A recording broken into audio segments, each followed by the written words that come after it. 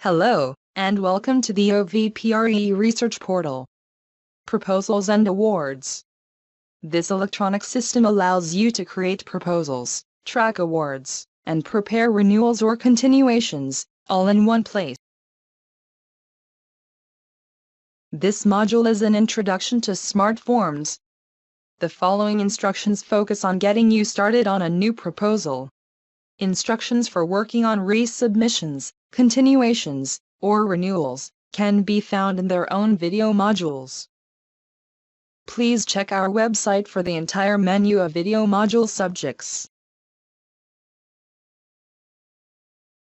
SmartForms is a series of question and answer pages that allow you to provide information about your proposed project. When you have populated the required sections, you will have provided the information needed to begin the electronic management, processing, and tracking of your proposed project.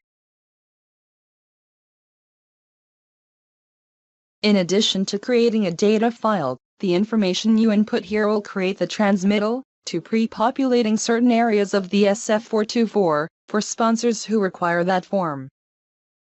You will use SmartForms for federal, non-federal, state governments, private for-profit companies, or foundations, in short, all sponsors. The example used in this module is for a federal sponsor. The following instructions for using and navigating through SmartForms are the same for all sponsors. SmartForms will provide you with the correct data input pages, based on the type of sponsor you choose. Let's get started. From your home page, click on the red Start New Proposal icon on the left side of the screen, just under My Roles. Clicking on Start New Proposal takes you to the first page of SmartForms. Use the Back button to go to the previous page. Use Continue to move to the next page. Use these instead of the navigation buttons in your browser. In the top center of the page, you can click to save or print. The first question on page 1 is Short Title of Proposal. Note that this question is mandatory.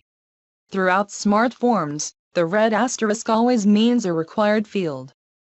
On the far right side of each page are expanded descriptions for those fields that are not self-explanatory. In this example, we have filled in the short title of the proposal and the optional full title. Note that question number 3 Program Director, Principal Investigator, Fellow is pre-populated with the name of the login user.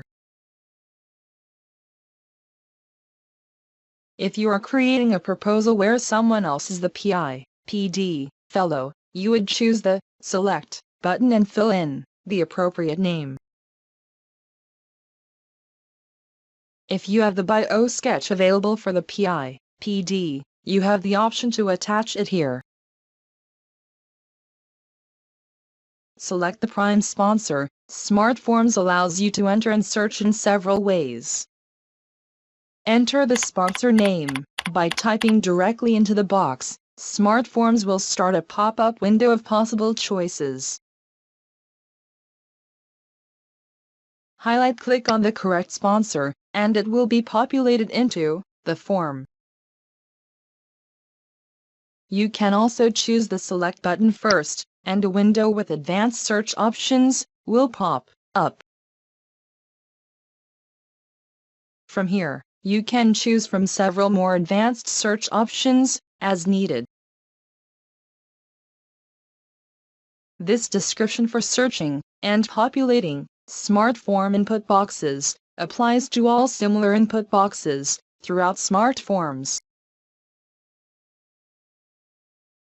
After selecting the name of the sponsor for the project and answering question 6, you can then enter the names of other proposal team members who will have proposal access rights.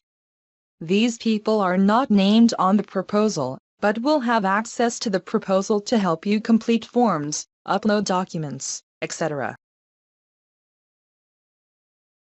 This section is optional because it will not always be needed, but it is an important area as it allows you to build a team of colleagues and staff who will have access in order to assist with this proposal. To give someone edit or read rights, you can begin typing into the box, or just click on Add. In this sample, we have given copy-to edit rights. Continue to add all needed team members for edit or read rights by clicking on Add. You can add as many as are needed. You can also delete people from the list. Note that SmartForms can be edited at various stages of the proposal. In later modules you will see some applications of this function. This is also a good place to do a save of your SmartForms if you have been working for some time. After you have saved information to SmartForms, your Save Print options will expand to Save, Exit, Hide Show Errors, Print, and Jump to. These options are now at the top and the bottom of each page. We will revisit Hide Show Errors and Jump to later in this module.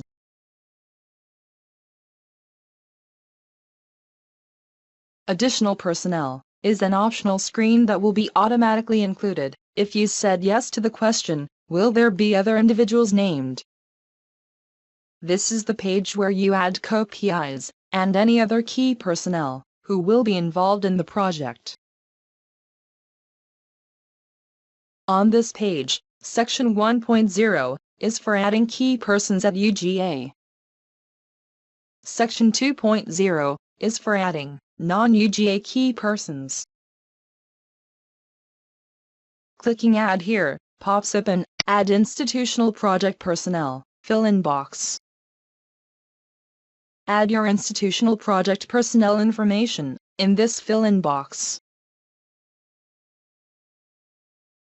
For Section 2.0, follow the same procedure to bring up a pop-up box for non-institutional personnel. Begin adding your non-institutional project personnel information. After filling in the non-institutional data fields, click OK and continue adding personnel as needed. Click Continue when finished.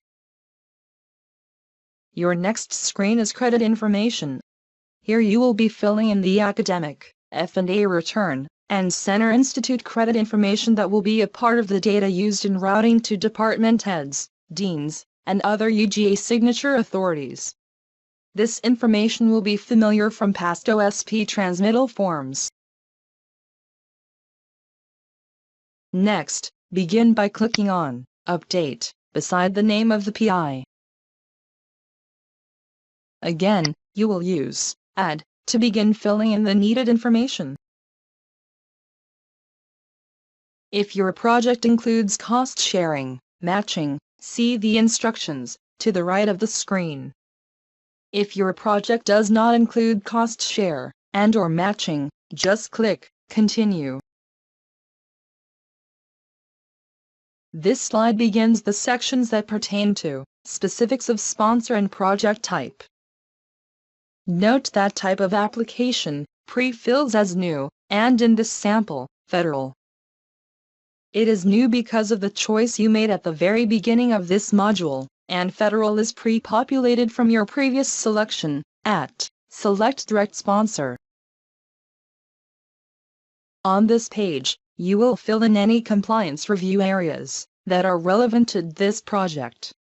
It is mandatory that all options be populated with either yes or no. The Financial Conflict of Interest section will pre-populate based on information previously entered. This is where you will be able to determine that some key persons need to be contacted about required FCOI compliance. The Laboratory Animal Research page is auto-added because of the previous selections. you will fill in this page with the relevant and known information.